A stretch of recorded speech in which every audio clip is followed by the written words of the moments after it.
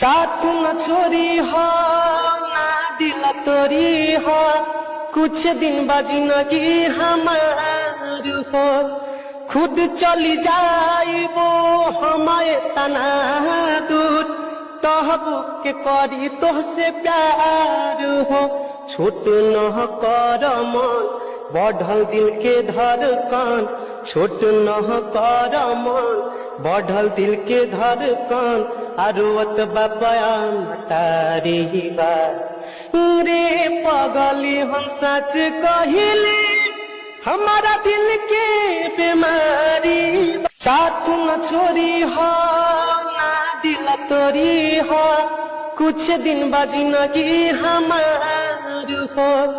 खुद चली जाइबो हमारे तना दूर, तहबू के करी तोहसे प्यार हो।